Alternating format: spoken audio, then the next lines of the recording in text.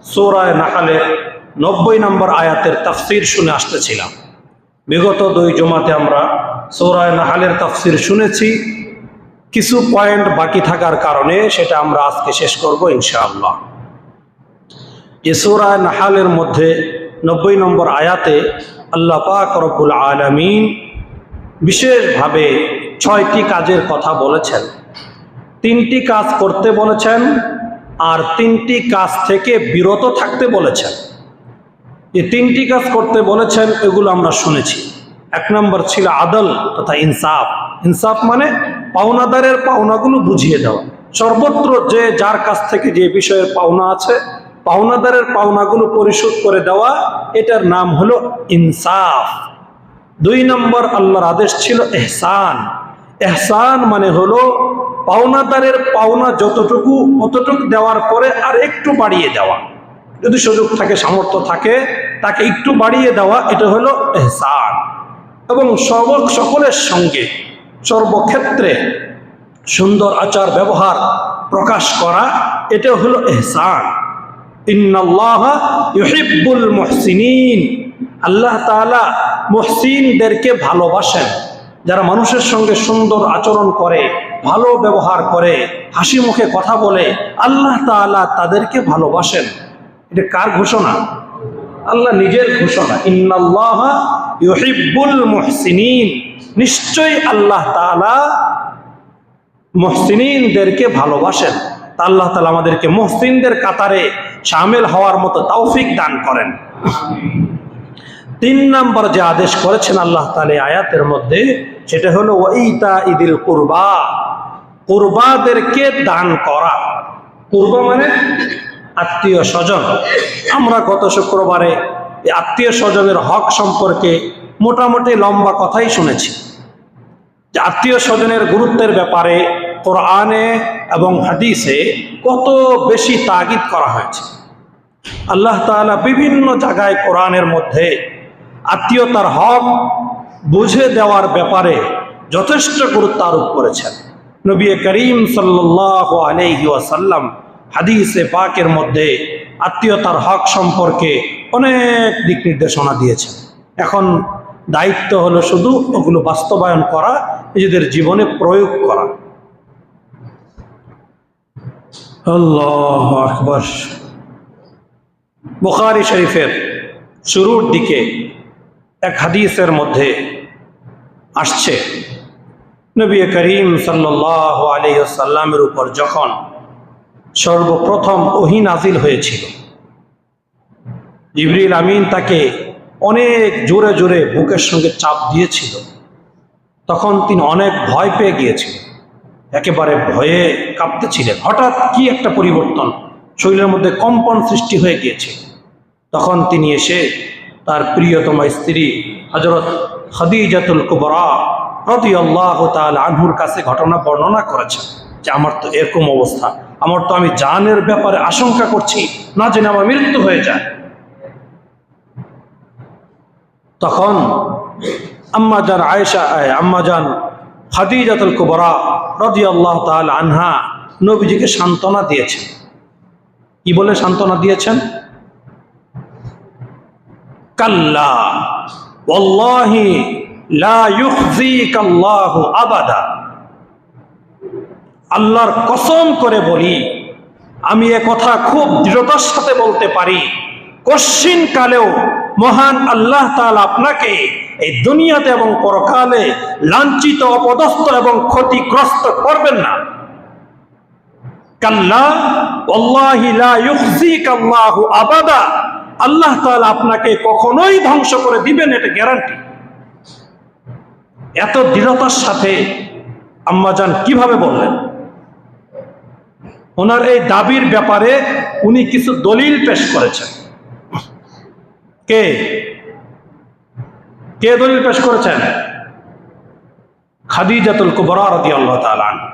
উনি তো দাবি করলেন যে আল্লাহ আপনাকে কখনো কি করবে না, ধ্বংস করবেন না, বিপদগ্রস্ত করবেন না। তো এই কথা দলিল লাগবে না? কিসের ভিত্তিতে উনি বললেন? উনি নিজেই বলেন, ইন্নাকা লা তাসিলুর রহিম ওয়া তাহমিলুল কাল্লা ওয়া তাকসিবুল মাদুম ওয়া তাকরিজ যায়ফ। বুখারী শরীফের হাদিস। এখানে কয়েকটা কথা তিনি উল্লেখ করেছেন। এক নম্বর বলেছেন ইন্নাকা লা তাসিলুর রহিম, আপনার মধ্যে সবচেয়ে বড় যে একটা গুণ আর বৈশিষ্ট্য আছে, আপনি আত্মীয়দের সঙ্গে সম্পর্ক জোড়ায় রাখেন।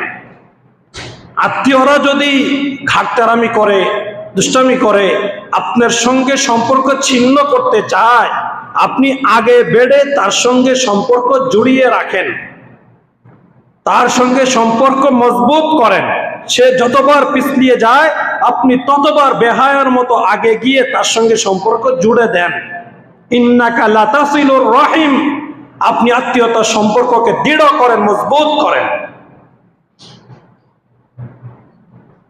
আর যে ব্যক্তি এই কাজ করবে, আত্মীয়তার সম্পর্ক রক্ষা করবে, আত্মীয়তার হক আদায় করবে, আল্লাহ তাআলা তাকে কখনোই দুনিয়াতে বেইজ্জত করতে পারেন না।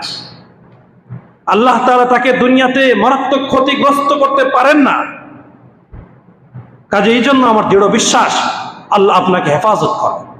আরো কয়েকটা কথা এখানে বলছেন, ওয়াতাহমিলুল কাল্লা, যে উপার্জন করতে পারে না, যেগুলোকে মানুষ সমাজের বোঝা মনে করে, এই লোকটা সমাজের বোঝা, এমন অসহায়, অসুস্থ, উপার্জনে অক্ষম ব্যক্তিদের আপনি নিজে উপার্জন করে তার কাছে পয়সা দেন, আপনি নিজে উপার্জন করে দেন। কাজে এমন ব্যক্তিদেরকেও এই জনকল্যাণমূলক কাজ যারা করবে তাদেরকে আল্লাহ তাআলা ক্ষতিগ্রস্ত করবেন না, বেইজ্জত করবেন না। এই জন্য জনকল্যাণমূলক কাজে সর্বাগ্রে অগ্রসর হওয়া চাই। আল্লাহু আকবার। ওয়া তাকসিবুল মাদুম, যাদের কেউ নাই এমন ব্যক্তিদেরকে আপনি উপার্জন করে দেন। 4 নম্বর বলেছেন ওয়া তাকরি যায়ফ, আপনার কাছে কেউ মেহমান আসলে, হোক না সে আপনার আত্মীয় স্বজনের মেহমান বা অনাত্মীয়, কিন্তু আপনার ঘরে মেহমান হয়েছে, আপনি তাকে সর্বোচ্চ সামর্থ্য অনুযায়ী তার মেহমানদারি করেন। এই কাজগুলো যারা করবে তাদেরকে আল্লাহ তাআলা ধ্বংস করতে পারেন না। এটা কিসের হাদিস? বুখারীর হাদিস। আম্মা জান খাদিজাতুল কুবরা রাদিয়াল্লাহু তাআলা আনহা নবীজিকে এগুলো বলে সান্ত্বনা দিয়েছেন। আর এখন আমাদের ঘরে মেহমান আসলে বিরক্ত হয়ে যায়, রে এখন 2-1000 টাকা আমার পকেট থেকে খসবে। এরকম না করা চাই। আল্লাহকে রাজি খুশি করার জন্য যদি কেউ মেহমানদারি করে, আল্লাহ তার রিজিকে বরকত দিবে। বাহরহাল, তো অনেক হাদিসের মধ্যে আত্মীয়তার সম্পর্ক রক্ষা করার ব্যাপারে বেশি গুরুত্ব আরোপ করা হয়েছে। আমরা গত জুমা বিস্তারিত শুনেছি। আজকে আমরা যে কথাটা শুনতে চাই সেটা হলো আত্মীয়তার হক আদায় করব কিভাবে, আত্মীয়দের হক কিভাবে আদায় করব। বহুত বড় আলেম হযরত বদরুদ্দিন আইনি রহমতুল্লাহ আলাই বুখারী শরীফের শরা ব্যাখ্যা গ্রন্থ রচনা করেছেন। উনি তার এক কিতাবের মধ্যে উল্লেখ করেছেন, কয়েকটা কথা বলেছেন। 1 নম্বর বলেছেন সালাম, 2 নম্বর বলেছেন কালাম, 3 নম্বর বলেছেন মুলাকাত, 4 নম্বর বলেছেন খেদমত, 5 নম্বর বলেছেন নুসরাত। এই 5টা কাজ যদি কেউ আত্মীয় স্বজনের সাথে করে তাহলে আশা করা যায় সে আত্মীয়ের হক আদায় করে দিয়েছে। তাহলে কথাগুলা কি? 1 নম্বর বলেন তো, 1 নম্বর কি? সালাম, 2 নম্বর কালাম, 3 নম্বর মুলাকাত, 4 নম্বর খেদমত, 5 নম্বর নুসরাত। এই 5টা কাজ অনেক কঠিন নাকি? মুখস্থ করা যাবে না? এগুলো মুখস্থ রাখতে হবে। আমার প্রত্যেকটা আত্মীয়র সঙ্গে আমি এই 5টা কাজ বাস্তবায়ন করতেছি কিনা এটা আমার নিজে থেকে হিসাব নিতে হবে। যার সঙ্গে আমার খাতির ভালা তার সঙ্গে 5টা না 10টাও করি।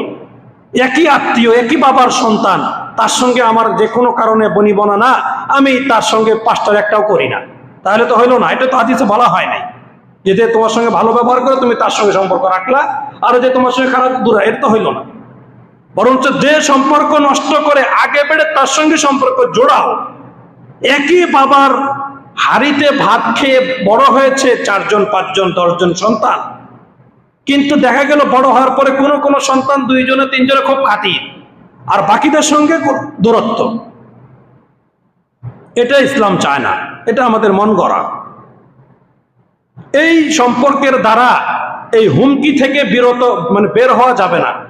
শাস্তি এবং হুমকি আমার উপরও আসবে যদি আমি দুই একজনের সাথে পীড়িতের সম্পর্ক রাখি আর বাকিদের সঙ্গে দূরত্ব বজায় রেখে চলি, তাহলে কিন্তু আমি এই মারাত্মক অবস্থা থেকে বের হতে পারলাম না। সবার সঙ্গে আমার সৌজন্যমূলক সম্পর্ক থাকতে হবে। এক নম্বর হলো সালাম। যখনই দেখা হবে রাস্তায় বা যে কোনো জায়গায় দেখা যখন হবে তখন সুন্দর করে তাকে সালাম দাও। মোবাইলে কথা হলো, ফোন দিলেন বা ফোন করলো, আগেই জিজ্ঞাসা না করা কেমন আছে। আগে এক নম্বর কাজ হলো তাকে কি করা, খুব সুন্দর করে সহি শুদ্ধভাবে সালাম দেওয়া, আসসালামু আলাইকুম ওয়া রাহমাতুল্লাহ। এটা হলো এক নম্বর দায়িত্ব। দেখেন যখনই দেখা হবে সুন্দরভাবে হাসি মুখে সালাম দেওয়া। সালামের মাধ্যমে তার প্রতি দোয়া করা হয়। আমি যদি আমার ভাইয়ের প্রতি প্রতিনিয়ত দিনে একবার দুইবার এরকম সালাম দেই, অর্থাৎ তার জন্য দোয়া করি যে আল্লাহ আমার এই ভাইয়ের উপর আপনার রহমত নাজিল করেন, এটা হলো সালামের অর্থ। অটোমেটিক সে একদিন, দুই দিন, তিন দিন আমার প্রতি খুশি হয়ে যাবে। সে যদি কোনো কারণে আমার সঙ্গে রাগ হয়ে থাকে, আমি যদি তাকে নিয়মিত সালাম দিতে থাকি, এক পর্যায়ে সে কিন্তু আমার প্রতি খুশি হয়ে যাবে। কথা বলেন ঠিক কিনা? এই ওষুধ তো নবীজি বলেছেন, এটা আমাদের বানানো না তো। নবীজি বলেছেন, আওয়ালা ইয়াদুল্লুকুম আলা শাইইন ইযা ফাআলতুম তাহাবাবতুম, আমি কি তোমাদেরকে এমন কোন কাজের আদেশ করব না, ওই কাজটা যদি তোমরা নিয়মিত করতে পারো তাহলে পরস্পরে মহব্বত তৈরি হবে? সাহাবায়ে কেরাম বলেছেন, হ্যাঁ অবশ্যই বলেন। তখন নবীজি বলেছেন, তোমরা পরস্পরের সালামের আদান প্রদান বেশি করে করো। আফশুস সালামা বাইনাকুম, পরস্পরের সালামের ব্যাপক আদান প্রদান করো। এখন সালামের আদান প্রদানের দ্বারা নবীজি বলেছেন মহব্বত তৈরি হবে, আন্তরিকতা বাড়বে। আর যদি সালাম কালাম না দেই, বরং মুখ দেখলে দেখি যে ওই রাস্তা দিয়ে আমার অমুকে আসতেছে, তখন আমি এই রাস্তা চেঞ্জ করে অন্য রাস্তাতে চলে গেলাম, বা ঘটনাক্রমে একসাথে হয়ে গেল, সাথে সাথে মুখটা একদম উত্তর থেকে দক্ষিণ দিকে ফিরাই দিলাম। কথাটা বোঝেন নাই? পশ্চিম থেকে পূর্বে মুখ ফিরাই দিচ্ছে, শুধু দক্ষিণে না, পশ্চিমে ছিল একদম পিছন দিয়ে দাঁড়াচ্ছে, পূর্ব দিকে সোজা। কেন? তার ভাই আসতেছে, তার বোন আসতেছে, তার ভাতিজা আসতেছে, তার বোন জামাই আসতেছে, আত্মীয়। আল্লাহু আকবার। তার ঘরে একটা জিনিস নষ্ট হচ্ছে, নষ্ট হবে। সে চাইলে তার ভাই, তার বোন, পাশেই প্রতিবেশী, তাদের অসুবিধা জিনিসটা প্রয়োজন, কিন্তু এই জিনিসটা তাকে দিবে না। প্রয়োজন ওই জিনিসটা পচিয়ে কুকুরকে খাওয়াবে, তবুও তার ভাইকে দিবে না। তার ভাইকে দিবে না কেন? অপরাধ কি? অপরাধ হলো সে কেন আমার ভাই হইল, এই তার অপরাধ। সে আমার ভাই হইল কেন, এই জন্য আমি তাকে দিব না, এই অপরাধ হলো এটা। সে আমার ভাই হইল কেন? সে যদি আমার শালা হতো, সম্বন্ধী হতো, তাহলে ঠিকই দিতাম। ভাই হয়ে কি করছে? সে অপরাধ করছে। এই অবস্থা কি আমাদের সমাজে মনে হয় নাই? একটা গাছ এক জায়গায় বাঁকা হয়ে আছে, তার বড় ভাই বা তার আত্মীয় ওদিক দিয়ে যাওয়ার সময় গাছটা খুব ডিস্টার্ব করে, গাছে কোনো ফলও হয় না, গাছ আদা মরা। তবুও সে গাছটা কাটবে না। কেন? কাটলে যদি তার ভাইয়ের আসা যাওয়া সহজ হয়ে যায়, কারণ তার ভাইকে তো বিপদে ফেলতে হবে। তার ভাইয়ের আসা যাওয়া যদি সহজ হয়ে যায়, এই সন্দেহ করে গাছটা কি করে না, কাটে না। তার বড় ভাইয়ের অপরাধটা কি? সে কেন তার ভাই হইল, এলো অপরাধ। আল্লাহ আমাদের হেফাজত করেন। এগুলো যদি মনের ভিতরে থাকে, এই মুসলমানিত্ব দিয়ে, এই নামাজ রোজা দিয়ে আল্লাহকে পাওয়া কোনোভাবে কি সম্ভব? কোনো দিন সম্ভব না। এগুলো আমরা ফর্মালিটি পালন করি, সামাজিক মানুষ মন্দ বলবে তাই নামাজ রোজা করি।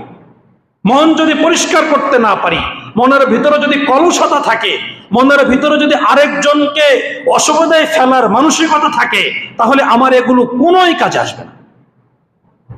এগুলো আমার কথা না, কোরআন হাদিসের কথা। এক নম্বর হলো কি করা? নবীজি বলছেন পরস্পরে মহব্বত তৈরি হবে কিসের মাধ্যমে? সালামের মাধ্যমে। যখনই দেখা হবে সালাম। একদিন যদি 3 বার 5 বারও দেখা হয়, তবুও তাকে 5 বারই সালাম দেওয়া। এটা মনে না করে যে সালাম তো একবার সকালে দিয়েছে আবার দিতে হবে। হাদিসের মধ্যে আছে মোটা একটা গাছ, গাছের চতুর্পাশ দিয়ে লোকজন ঘুরতেছে, একবার এদিকে ঘোরার পরে একই লোকের সাথে দেখা হয়েছে, সালাম দিছে। এবার কিছুক্ষণ পর আবার ওদিক দিয়ে গেছে, আবার ওই একই লোকের সাথে আবার দেখা হয়েছে, আবার সালাম দিছে। ওই গাছের পাশ দিয়ে ঘোরার সময় যতবার দেখা হবে ততবার তাকে সালাম করতে বলা হয়েছে। এর দ্বারা কি বোঝা যায় যে যখনই দেখা হবে তখনই কি করা, সুন্দর করে সহি শুদ্ধ ভাবে সালাম আলাইকুম, এরকম না, সুন্দর করে আসসালামু আলাইকুম ওয়া রাহমাতুল্লাহ, এটা বলার অভ্যাস করা চাই। কিছুদিন প্র্যাকটিস করলে অভ্যাস হয়ে যায়। হাসি মুখে একটা সালাম দেই। আমাদের এক উস্তাদ ছিল মিরপুর 14 জামিউল উলুম মাদ্রাসা, আমি 1 বছর পড়াশোনা করেছি। বহুত বড় আলেম হযরত আল্লাহ মুফতি সিফাতুল্লাহ সাহেব, মিরপুর পল্লবী বিশাল এক মসজিদের ইমাম খতিব এবং জামিউল উলুম মাদ্রাসার তিনি বড় মুহাদ্দিস। তো উনার একটা অভ্যাস ছিল, আমরা তো ছাত্র ছিলাম, উনি বাহির থেকে আসতেন, যখনই আসতেন ছোট থেকে, উনি বড় ক্লাসের উস্তাদ ছিল, ছোট থেকে বড়, যখনই কারোর সঙ্গে দেখা হলো, চেহারা যেমন সুন্দর ছিল, এত মিষ্টি মুখের মধ্যে মিষ্টি আল্লাহ রেখে মানে লাগায় রাখছে, এত মিষ্টি হাসি দিয়ে সালাম দিতে শুদ্ধভাবে, যত মন খারাপ থাকুক ওনার মুখের সালামটা শুনলে সাথে সাথে মনটা খুশি হয়ে যেত। আসসালামু আলাইকুম, একটা মিষ্টি হাসি দিয়ে খুব সুন্দরভাবে সালাম দিতেন ছোট বাচ্চাদেরকেও। আল্লাহ তোমাকে কি বড় বৈশিষ্ট্য, ওটা আমার এখনো মনে পড়ে। আল্লাহ তোমাকে নিজ হাতে নিয়ামত দান করেছেন, এটা নিয়ামত, যে মানুষকে দেখে হাসি মুখে সালাম দিতে পারা, এটা আল্লাহর পক্ষ থেকে নিয়ামত। এটা পাইলে শুকরিয়া আদায় করে যে আল্লাহ আমাকে একটা বড় নিয়ামত দিয়েছে, এটা বড় একটা নিয়ামত। মানুষকে দেখলে হাসি মুখে কি করা, সালাম দেওয়া। আল্লাহ আমাদের নিয়ামত সবাইকে দান করেন। আল্লাহু আকবার। এই 1 নম্বর হলো এটা। 2 নম্বর কাজ হলো কালাম, মাঝে মাঝে কথা বলা। 1 বছর 2 বছর যায়, একই গ্রামে থাকি, একই মানে পরস্পরে ঘর, কিন্তু আমার ভাইয়ের সঙ্গে 1 বছরে একটা কথাও আমার হইল না, আমার ভাইয়ের ছেলেদের সঙ্গে 1 বছরে একটা কথাও কি আমার হইল না। বলে যে প্রয়োজন নেই। আরে প্রয়োজন নাই কেন, এটাই প্রয়োজন। আত্মীয়তার সম্পর্ক হলো প্রয়োজন ছাড়াই তুমি কথা বলবো তোমার ভাইয়ের সঙ্গে, এটাই ইসলামের প্রয়োজন। কোন জিনিস আনতে গেলে কথা বলতে হবে, এটা তো ইসলাম বলে নাই। ইসলাম বলেছেন মাঝে মাঝে এমনি কথা বলতে হবে, যে ভাই তুমি কেমন আছো, বা চাচা ভাতিজা তুমি কেমন আছো, কি দিনকাল কেমন যাচ্ছে। হালপুর্সি করা যায় না, মাসকে মাস চলে যায়, বোনের সঙ্গে কোনো কথা হয় না, ফুফুর সঙ্গে তো নাই, ফুফু তো ওটা মানে রক্তের বাইরে, ওটা তো রক্তের অংশই মনে করা হয় না, ফুফুদেরকে রক্তের অংশ মনে করা হয় না বর্তমান বাংলাদেশে। এই জন্যই উনি বলেছেন যে আত্মীয়তার সম্পর্ক রক্ষা রাখার, আত্মীয়তার হক আদায় করার 2 নম্বর যে পদ্ধতি, সেটা হলো কালাম। তাদের সঙ্গে মাঝে মাঝে কথা বলতে হবে, কোনো প্রয়োজন নাই, শুধু কথা বলতে হবে। এটা হলো আত্মীয়তার হক রক্ষা করার 2 নম্বর। কথা বুঝতেছেন? এটা আমার বানানো কথা না, একদম কিতাবের কথা বলতেছেন। আমি কিতাব খুলে দেখাবো যদি আপনাদের দেখতে মনে চায়। 3 নম্বর বলেছেন মুলাকাত। আত্মীয়তার হক আদায় করার 3 নম্বর তরিকা হলো মাঝে মাঝে সাক্ষাৎ করা, মাঝে মাঝে সাক্ষাৎ করা। যদি বাবা মা হয়, দাদা দাদি আপনি দূরে থাকেন, মাঝে মাঝে শুধুই তাদের সঙ্গে সাক্ষাৎ করার জন্য যাওয়া, প্রয়োজন হলেই শুধু যাবেন এরকম না, শুধু যাবেন যে তাদের সঙ্গে সাক্ষাৎ করবেন, শুধু দেখা সাক্ষাৎ, চেহারার দিকে তাকিয়ে থাকবেন। আল্লাহ তাআলা অনবরত আপনার আমল নামায় হজ উমরা নেকি দান করতে থাকবেন। আর ওই বাবা মা যদি সন্তানের ঘরে এসে কান্নাকাটি করে, মনে কষ্ট নিয়ে, মনে ব্যথা নিয়ে ঘর থেকে চলে যায়, যে আমার সন্তান আমাকে দেখে না, আমার বাবা আমার সন্তান বাবা বলে, আমার সন্তান আমার কোনো খরচ দেয় না, তো ওই সন্তানের পরকাল কিভাবে সুন্দর হতে পারে? অথচ হাদিসের মধ্যে পরিষ্কার বলা হয়েছে, রিজার রব্বি ফি রিজাল ওয়ালিদ ওয়া সাখাতুর রব্বি ফি সাখাতিল ওয়ালিদ, যে আল্লাহর সন্তুষ্টি যদি তুমি পেতে চাও, তাহলে যে কোনো মূল্যে, যে কোনো উপায়ে তোমার বাবা মাকে তুমি খুশি করো। বাবা মা যদি তোমার প্রতি নারাজ থাকে, বাবা মা যদি তোমার প্রতি অসন্তুষ্ট থাকে, তুমি যত অনেকের কাজ করো না কেন, মহান আল্লাহ তোমার প্রতি কশ্চিন কালেও খুশি হবে না। সিস্টেম নাই এটা, 2 আর 2 4, এটাই ফলাফল বের হবে, 2 আর 2 5 হবে না। তুমি মাতা পিতাকে খুশি রাখো, অটোমেটিক ফলাফল 4 বের হবে, আল্লাহ তাআলা খুশি হবেন। আল জান্নাতু তাহতা আকদামিল উম্মাহাত, হাদিসের মধ্যে পরিষ্কার ঘোষণা যে মায়ের পায়ের নিচে হলো সন্তানের জান্নাত। ইমামে শাফি রহমতুল্লাহ আলাইহি কত বড় বুজুর্গ ইমাম ছিলেন, উনি মায়ের পায়ের তলায় তেল লাগায় দিচ্ছেন, মাঝে মাঝে পায়ের তলার মধ্যে চুমু খান। মায়ে জিজ্ঞেস করে, বাবা তেল লাগাবে ভালো কথা, তুমি আমার পায়ের নিচে চুমু খাচ্ছ কেন মাঝে মাঝে? ইমামে শাফি রহমতুল্লাহ আলাইহি বলেন, মা আমি তো তোমার পায়ের তলায় চুমু খাচ্ছি না, আমি তো চুমু খাচ্ছি আমার রাসূল যে কথা বলেছেন, মায়ের পায়ের নিচে সন্তানের জান্নাত, আমি তো আমার জান্নাতের মধ্যে চুমু খাচ্ছি। ওই মা যদি সন্তানের ঘর থেকে চোখে পানি নিয়ে যায়, ওই সন্তানের অবস্থা কি হবে? ওই সন্তানের হাসর কোথায় হবে? ওই সন্তান ইবাদত বন্দেগীতে কি লাভ হবে? সবচেয়ে বড় আত্মীয় কে? বাবা মা। এর চেয়ে বড় আত্মীয় আসেনি কোন? আল্লাহ তাআলা আমাদেরকে বাবা মার হক আদায়ের তৌফিক দান করে।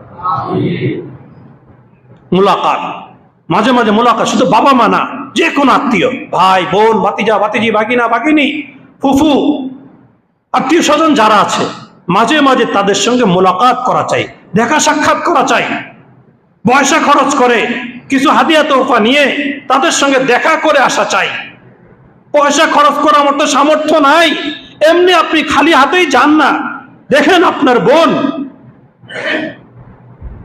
আপনার জন্য কি করে, যান না আপনি যে বোন তোর দেখতে আসছি, দেখেন আপনার বোন আপনার জন্য কি করে। বোনকে অবহেলা করেন না, দুনিয়া আখিরাতে ক্ষতিগ্রস্ত হয়ে যাবে। আল্লাহু আকবার। হাদিসের কথা, নবীজি বলেছেন, বিশেষ করে অসুস্থ যদি হয়ে যায়, কারো ভাই বোন অসুস্থ, অসহায়, চিকিৎসা করার মতো পয়সা নাই, তাদের সাহায্য করা, এটাই বলেছেন 3 নম্বর খেদমত। আত্মীয় স্বজনের 3 নম্বর হক হলো তাদের খেদমত করা, সামর্থ্য অনুযায়ী তাদের খেদমত করা। শুধু অসুস্থ হলে বিপদে পড়লে খেদমত করা তা নয়, এটা 5 নম্বরে আসতেছে। 4 নম্বর হলো স্বাভাবিক হালতে তাদের খেদমত করা, শারীরিক খেদমত করা সম্ভব হলে, না হয় কিছু হাদিয়া তোহফা দিয়ে খেদমত করা, না হয় আপনি আপনার বোনের মোবাইলে 100 টাকা পাঠিয়ে দেন না, যে বোন তোর মোবাইলে ব্যালেন্স 100 টাকা যদি খরচ করিস, কোথাও ফোন করার প্রয়োজন হলে ফোন করিস, 1000 টাকা দিয়ে তো জরুরি না, 100 টাকা পাঠিয়ে দেখেন আপনার বোন কত খুশি আপনার প্রতি। না ভাই আমাকে মনে রেখেছে। প্রতি মাসে আপনি কোনো না কোনো বোনের কাছে আপনি 200-100 টাকা বিকাশ করতে পারেন না, তার ব্যালেন্সে কি যোগ করে দিতে পারেন না? এই সামর্থ্য কি নাই আপনার? আল্লাহ আমাদের তৌফিক দান করেন। এই বোনদের খেদমত করা, বোনদের খেদমত করা, ভাইদের খেদমত করা। ভাই অসুস্থ, উপার্জন করতে পারে না, ভাইয়ের সন্তানরা ভাইকে দেখে না, আপনি ভাই, আপনি ভালো উপার্জন করতে পারেন, আপনার সামর্থ্য আছে ভালো, আপনি আপনার ভাইয়ের খেদমত করেন না? একটু ভাইয়ের খোঁজ খবর নেন, তরকারি রান্না করে ভাইয়ের ঘরে পাঠিয়ে দেন না? আল্লাহ খুশি হবেন, আপনার উপার্জনে আল্লাহ বরকত দান করবেন, আপনার হায়াতে আল্লাহ বরকত দান করবেন। আত্মীয় স্বজনের হক বড়ই গুরুত্বপূর্ণ, অনেক গুরুত্বপূর্ণ। আত্মীয় স্বজনের হক রক্ষা করা, এ ব্যাপারে অবহেলা করলে পরকালে কঠিন আযাবের সম্মুখীন হইতে হবে। এজন্য সাধ্য মতো, সামর্থ্য মতো আত্মীয় স্বজনের খেদমত করা চাই। 4 নম্বর কি হক? তাদের খেদমত করা। খেদমত মানে সেবা করা, তাদের কি করা? সেবা করা। 5 নম্বর হলো নুসরাত, সাহায্য করা, কাজের মাধ্যমে সাহায্য করা, অর্থের মাধ্যমে সাহায্য করা, যে কোনো উপায়ে আত্মীয় স্বজনকে সাহায্য করা, এটা হলো 5 নম্বর অধিকার তাদের, প্রাপ্য আপনার কাছে, তারা পাওনা। এই পাওনা পরিশোধ না করলে আপনার উপায় নাই,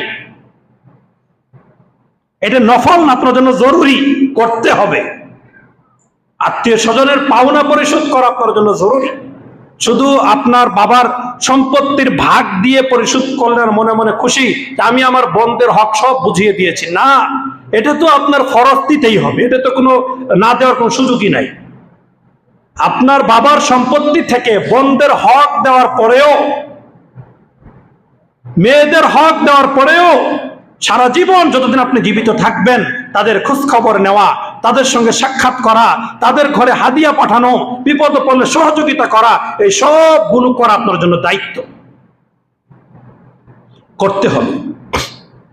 হাদিসের মধ্যে আসছে ইবনাতুকা মারদুদাতুন লাইসা লাহা কাসিবুন গায়রুক।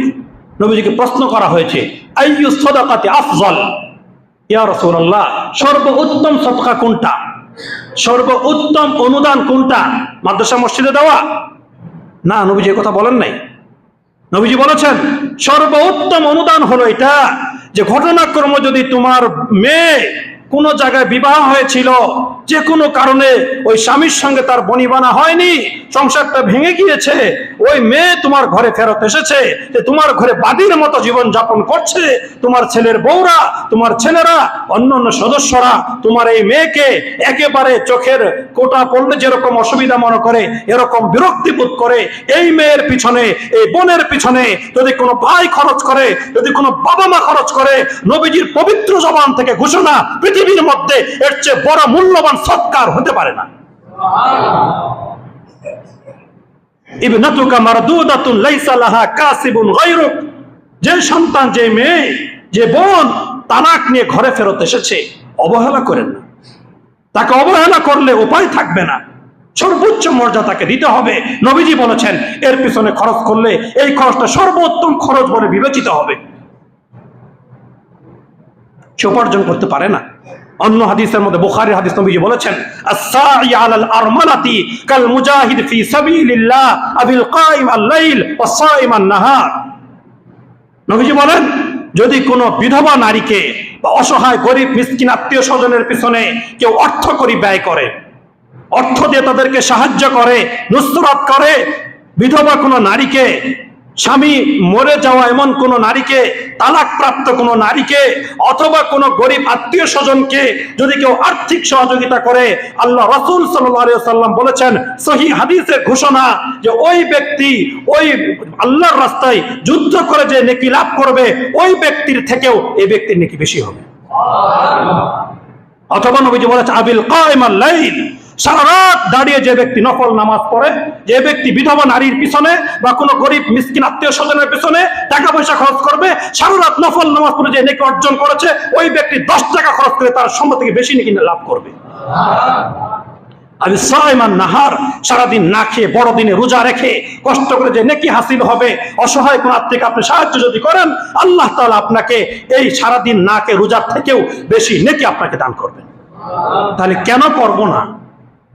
কোরআনের মধ্যে আল্লাহ পাক রব্বুল আলামিন বলেছেন ওয়াফি আমওয়ালিহিম হাক্কুল লিসাইলি ওয়াল মাহরুম। আপনি পরিবার থেকে আপনার একটা বড় সন্তানকে বিদেশে পাঠিয়েছেন, খেয়াল করেন কথা, বিদেশে পাঠিয়েছেন, অথবা আপনার পরিবারের একজন, আপনার পরিবারের, আপনি মনে করেন পরিবার প্রধান যে সে বিদেশে গিয়েছে পয়সা উপার্জন করার জন্য, সে সেখান থেকে পয়সা পাতি উপার্জন করে যে কোনো এক ছেলের কাছে পাঠায়, বা এক মেয়ের কাছে পাঠায়, বা এক ভাইয়ের কাছে পাঠায়। এবার বলেন, যার কাছে কথা 5টা ছেলে আপনার, 3টা মেয়ে আপনার, বিবি আছে, টাকা এক ছেলের কাছে পাঠাচ্ছেন আপনি, আপনি যার কাছে টাকাটা পাঠাচ্ছেন প্রতি মাসে 1 লক্ষ টাকা, এই সম্পূর্ণ টাকার মালিক কি আপনার ওই ছেলে যার কাছে পাঠিয়েছেন? বলেন, ওই ছেলে মালিক? তার কাছে দিয়েছেন কেন? সুবিধাতে সে একটু ভালো বুঝে, এই জন্য আপনি সুবিধাতে তার কাছে টাকাটা পাঠিয়েছেন। টাকার মালিককে সবাই, সবার আপনার এই পাঠানো টাকার মধ্যে অধিকার আছে না নাই? এটা সবাই বুঝে আসছে কথা, উদাহরণটা বুঝে আসছে, বুঝেন না এটা? তাহলে আবার আসেন, আল্লাহ কোরআনে বললেন ওয়াফি আমওয়ালিহিম হাক্কুন লিসাইলি ওয়াল মাহরুম। আল্লাহ তাআলা তোমাকে যে সম্পদ দিয়েছেন, এই সম্পদ কি আমার আপনার ব্যক্তিগত উপার্জন নাকি আল্লাহর দেওয়া? আপনার ঘরে যে পয়সা উপার্জন করেছে, এটা কি আপনার বুদ্ধিতে উপার্জন করেছেন? কে দিয়েছেন? রাযাকনাহুম, কে রিজিক দিয়েছেন? আল্লাহ বলেন আমি তোমাদেরকে রিজিক দেই, অমিম্মা রাযাকনাহুম, আমি তোমাদেরকে যে রিজিক দেই সেখান থেকে খরচ করতে বলছি। আমার ঘরে যে টাকা আসে, একই মহল্লার মধ্যে আমরা 300 মানুষ বসবাস করি, 300 মানুষের মধ্যে দেখা যায় কোন কোন মানুষ অনেক টাকাওয়ালা, আর কোন কোন মানুষ টাকা পয়সা কম।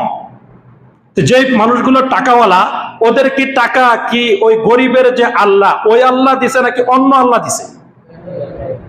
কথা ভালো করে বুঝেন। এক যে গরিব মানুষ, অসহায় মানুষ, ও তো অভাবী, ওর কাছে টাকা পয়সা কম, আরেকজনের কাছে অনেক টাকা। ধনীর কাছে যে টাকাটা আসছে, ওর যে আল্লাহ আর গরিবের যে আল্লাহ ভিন্ন না এক? যদি এক হয়ে থাকে, ওই আল্লাহই তো বলতেছেন আমি তোমাকে যে সম্পদ দিয়েছি, ওফি আমওয়ালিহিম, আমার দেওয়া তোমার কাছে যে সম্পদ জমা হয়েছে সেখানে হাক্কুন লিসাইলি ওয়াল মাহরুম, তোমার আত্মীয় স্বজনের হক রয়েছে, তোমার বাবা মার অধিকার রয়েছে, অন্যান্য গরিব মিসকিনদের অধিকার রয়েছে। যদি ব্যয় না করো তাহলে তুমি অন্যের অধিকার লুণ্ঠন করেছো বলে আমার কাছে বিবেচিত হবে। তাহলে না দেওয়ার কোনো সুযোগ আছে? কোরআনের কথা, এটা আমার বানানো কথা। আপনার অসহায় আত্মীয় স্বজনকে টাকা পয়সা না দেওয়ার কোনো সুযোগ আছে? আপনি কেন দিবেন না? বলেন যে আমি দেই না, প্রতি বছর জাকাত দেই, ফেতরা। আরে আশ্চর্য কথা, জাকাত ফেতরা তো আপনাদের জন্য ফরজ, দিতেই হবে। নামাজ পড়েন কেন? ফরজ না? জাকাত তো দিতেই হবে। এটার সঙ্গে তুলনা করেন কেন? জাকাতের কথা এখানে বলা হচ্ছে না। জাকাত ফেতরা হিসাব ভিন্ন, কুরবানি পশুর গোশতের হিসাব ভিন্ন, সেটা তো আপনাকে দিতেই হবে, ফরজ, ওয়াজিব। এখানে বলা হচ্ছে নফল খেদমত করা, সারা বছর কিছু কিছু করে আপনার অসহায় আত্মীয়দের কাছে কিছু পাঠানো। শুধু অসহায় হওয়া জরুরি না, যে আপনার আত্মীয় যেই হোক না কেন আপনি তার ঘরে কিছু হাদিয়া পাঠান, অল্প হলে অল্প পাঠান। তেলা মাথায় তেল দেয়, কথা বুঝেন না? যে আত্মীয়টা বড় লোক, ওর সঙ্গে খাতির বেশি, ওর বাড়িতে হাদিয়া তোফা গেলে 5,000 10,000 টাকা খরচ করে যায়। কেন? পাওয়ার আশায়। যখন ও আসবে তখন এরকম নিয়ে আসবে। আরেক বোন গরিব, আরেক ভাই অসহায় গরিব, ওর বাড়িতে গেলে একটা 50 টাকার শুকনা বিস্কুটের প্যাকেট নিতেও কষ্ট হয়। এই বৈষম্য আমাদের মধ্যে, আল্লাহ আমাদের সহি বুঝ দান করেন।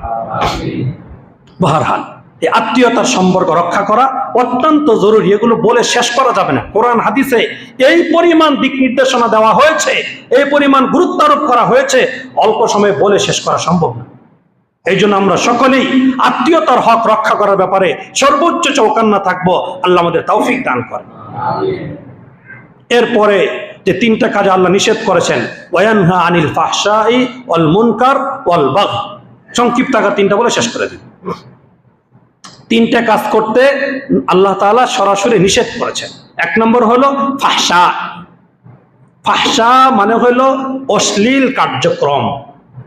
এই অশ্লীল কার্যক্রম বিভিন্ন প্রকারের হতে পারে।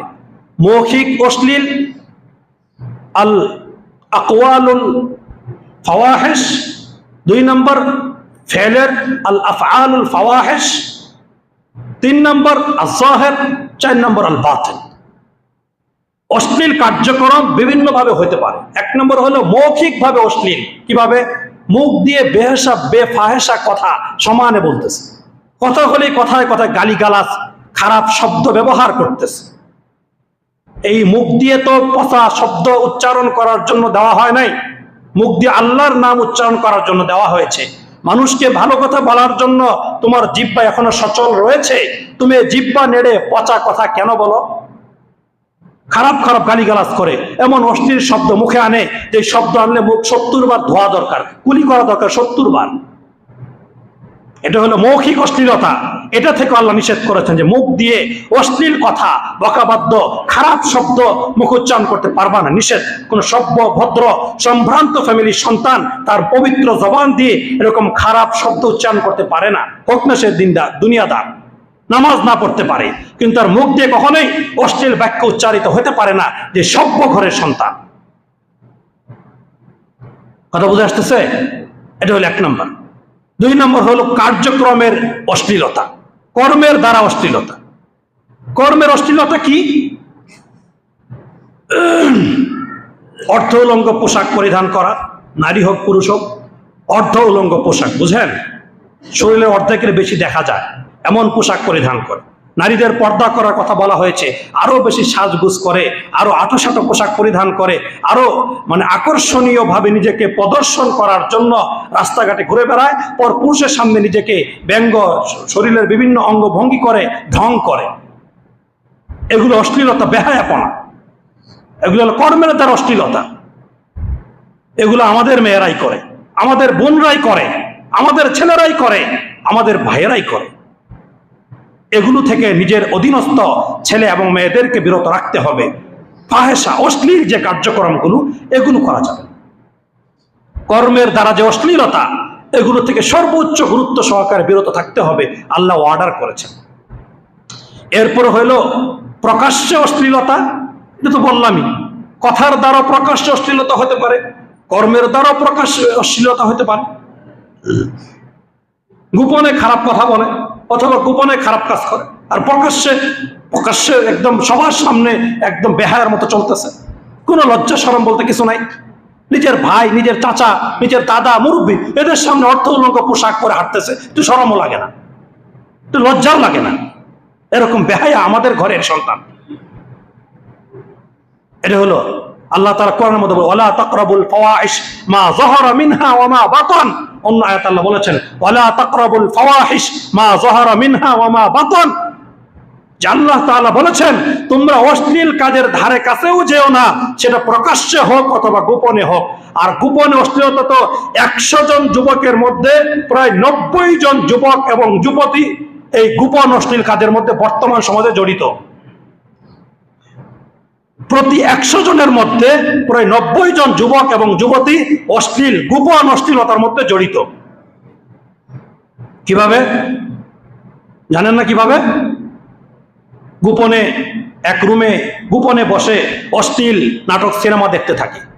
অ্যান্ড্রয়েড মোবাইলে এমন অশ্লীলতা জিনিস দেখতে থাকে যেগুলার কোনো শরীরও নষ্ট, জীবনও নষ্ট, যৌবনও নষ্ট, সব। চেহারা দেখলেই তো বোঝা যায় লোকটা কোনো অশ্লীলতার মধ্যে জড়িত। বোঝা যায় না চেহারা দেখলে? অভিজ্ঞ লোক অবশ্যই বুঝবে, ওর চোখ দেখলে বোঝা যাবে সে অশ্লীল কাজে জড়িত। তার শরীরের দেখে কোমর এরকম বাতাসের মতো লড়ে, কোমর দেখলে বোঝা যাবে সে অশ্লীল কাজে জড়িত। তার শারীরিক গঠন দেখলে বোঝা যাবে নিশ্চয়ই সে কোনো অশ্লীল কাজে মারাত্মকভাবে জড়িত রয়েছে, গোপন অশ্লীলতার মধ্যে জড়িত। আমরা আমাদের যুবক যুবতী ভাই বোনদেরকে হেফাজত না করি, পরবর্তী সময়ে তারা দাম্পত্য জীবনে গিয়ে মারাত্মক ক্ষতিগ্রস্ত হবে, সংসার টিকবে না, সংসার টিকবে না। এই জন্য অভিভাবকদের সর্বোচ্চ চৌকন্যার সাথে সতর্ক হওয়া চাই। টাকা হয়েছে, মোবাইল কিনে দিলাম, মামা মোবাইল গিফট করে, চাচা মোবাইল গিফট করে, দোলা ভাই শালার শালির জন্য বড় বড় অ্যান্ড্রয়েড গিফট করে। এটা কি কোনো ভালোবাসা, মহব্বত? এটা তাকে ধ্বংস করে দেওয়া হলো, এটা তাকে ক্ষতির মধ্যে ফেলে দেওয়া হলো। এটা তার প্রতি ভালোবাসা না। কথা বুঝে আসতেছে? এই গোপন অশ্লীলতা থেকে বাঁচতে হবে। এই গোপন অশ্লীলতা তো মারাত্মক ভাইরাস। এটার মাধ্যমে যারা এগুলো পরিচালনা করে, আপনি জরিপ নিয়ে দেখেন, পত্রিকায় আসছে, খোঁজ নিয়ে দেখেন, প্রতি মাসে বিলিয়ন বিলিয়ন কোটি ডলার তার ইনকাম করতেছে। তাদের তো দুনিয়াবি লাভ হইতেছে, কিন্তু আমার আপনার তো দুনিয়াও শেষ হইতেছে, আখিরাতও শেষ হইতেছে। আল্লাহ আমাদের হেফাজত করেন। এই গোপন অশ্লীলতা থেকে যদি বেঁচে না থাকেন, তাহলে আপনি বিবাহ করতে পারবেন না। যুবক ভাইদেরকে বলতেছি, আপনার বউ থাকবে না, শরম পাবেন, আপনি লজ্জিত হবেন, মুখ রুমাল দিয়ে ঢেকে রাখতে হবে। মনে রাখবেন, হুজুরের কথাগুলো যদি দিলে গেঁথে রাখেন, আল্লাহ আপনাদেরকে হেফাজত করবেন। আমি আপনাদের শত্রু না, আপনাদের শুভাকাঙ্ক্ষী হিসাবে বলছি। আল্লাহ আমাদের সকল যুবক যুবতী ভাই বোনদেরকে হেফাজত করেন এই গোপন অশ্লীলতা থেকে। হাদিসের মধ্যে নবীজি বলেছেন, লায়ুশিকু আইয়াম্মাহুমুল্লাহু বিআকাবিন ফায়াদউনাহু ফালা ইস্তাজাব। হাদিসের মধ্যে নবীজি পরিষ্কার বলেছেন, এই অশ্লীলতা যদি সমাজে ব্যাপক আকার ধারণ করে, যে প্রকার অশ্লীলতা হোক না কেন, প্রকাশ্যে হোক, গোপনে হোক, মুখের হোক, কর্মের হোক, যে কোনো অশ্লীলতা যদি সমাজের মধ্যে ব্যাপক আকার ধারণ করে, ওই সমাজের মধ্যে এমন একটা কঠিন কঠিন রোগ তৈরি হবে, এমন মহামারী তৈরি হবে যে ওই রোগের চিকিৎসা কেউ দিতে পারবে না। অনেক ঘাটাঘাটি করার পরে, অনেক গবেষণা করার পরে, ওই রোগের চিকিৎসা তৈরি হওয়ার পরেও নতুন করে আরো এমন একটা রোগ আসবে, ওতে ঘাটতে ঘাটতে আরো শেষ, চিকিৎসা বের হবে না। এরপরে এই জন্য নবীজি আল্লাহ তাআলা বললেন, ওয়ায়ানহা আনিল ফাহশাই ওয়াল মুনকার। 2 নম্বর বললেন মুনকার। মুনকার মানে শরীয়ত বিরোধী সকল কার্যকলাপ থেকে নিজেকে বিরত রাখা, সকল প্রকার অন্যায় কাজ, শরীয়ত গর্হিত কাজ, সকল অন্যায় কাজ থেকে নিজেকে বিরত রাখা, এটার নাম হলো মুনকার থেকে আল্লাহ নিষেধ করেছে। মুনকার অবৈধ কাজ, শরীয়ত বহির্ভূত কাজ, যে কোনো ধরনের শরীয়ত বহির্ভূত কাজকে মুনকার বলা হয়। এই মুনকার থেকে বিরত থাকতে হবে। আর না হয় আল্লাহ নবী বলেছেন যে ওই অশ্লীল, তারপরে মুনকার, অবৈধ কার্যকলাপ যদি কোনো গ্রামের মধ্যে চলতে থাকে, ব্যাপক আকার ধারণ করে, কেউ এই অবৈধ কাজ থেকে বাধা প্রদান করে না, কেউ এটার থেকে বিরত রাখে না, দেখতেছে অবৈধ কাজ হইতেছে, দেখতেছে এখানে অশালীন কার্যকলাপ হচ্ছে, কিন্তু কেউ বাধা দেয় না, সবাই এটা সয়ে গেছে, মেনে নিছে, তাহলে নবীজি বলেন লায়ুশিকান্নাল্লাহ, অতি সত্বর আল্লাহ পাক রব্বুল আলামিন আইয়াম্মাহুম বিইকাবিন, তাদের সকলের উপরে এমন একটা অবস্থা, শাস্তি প্রয়োগ করবেন, ফায়াদউনাহু ফালা ইউস্তাজাবু লাহ, তারা আল্লাহর কাছে দোয়া করবে, প্রার্থনা করবে, কিন্তু কোনো দোয়াই আল্লাহর আরশ পর্যন্ত পৌঁছবে না, আল্লাহ কবুল করবেন না। এখন বুঝে আসছে কেন দোয়া কবুল হয় না? খালি বলে এত দোয়া করে, আসলে হুজুররাই মনে হয় সমস্যা। আগের হুজুররা দোয়া করতে কবুল হয়েছে, এখন হুজুররা দোয়া করলে কবুল হয় না কেন? সমস্যা কোন জায়গায় বুঝে আসছে এখন? কে বলছে? বুখারীর হাদিস, নবীজি বলছেন এরকম যদি অশ্লীলতা এবং শরীয়ত বিরোধী কার্যকলাপ ব্যাপকভাবে চলতে থাকে, কেউ বিরোধিতা না করে, কেউ বাধা না দেয়, তাহলে অবস্থা এমন হবে যে দোয়া করা হবে, ওই এলাকার সবচেয়ে বড় বুজুর্গ মানুষের দ্বারাও যদি দোয়া করানো হয়, সেই দোয়া আল্লাহর কাছে গ্রহণযোগ্য হবে না, ওই দোয়া আল্লাহর কাছে কবুল হবে না। কাজে দোয়া যদি কবুল করাতে চাই, তাহলে অবশ্যই সকল প্রকার মুনকারাত থেকে, সকল প্রকার অন্যায় অবিচার কাজ থেকে বিরত থাকতে হবে। এবং আমার চোখের সামনে যদি কোনো অন্যায় কাজ হয়, আমি দেখতেছি এটা অন্যায় কাজ, আমি দেখতেছি এটা শরীয়ত বিরোধী কাজ, ওটার বিরোধিতা করতেই হবে। ওটার বিরোধিতা যদি না করি, যদি পেবার মতো চুপ হয়ে থাকি, তাহলে হাদিসের মধ্যে তাকে বলা হয়েছে শয়তানুন আখরাস, সে হলো বুবা শয়তান। সে হলো কি? বুবা শয়তান। তার চোখের সামনে অন্যায় কাজ হচ্ছে, সে কথা বলে না, সে ওটার বিরোধিতা করে না, ওটা থেকে বিরত থাকতে বলে না, তাহলে সে হলো বুবা শয়তান। আল্লাহ আমাদেরকে হেফাজত করেন। এবং বাঁচার উপায় কি?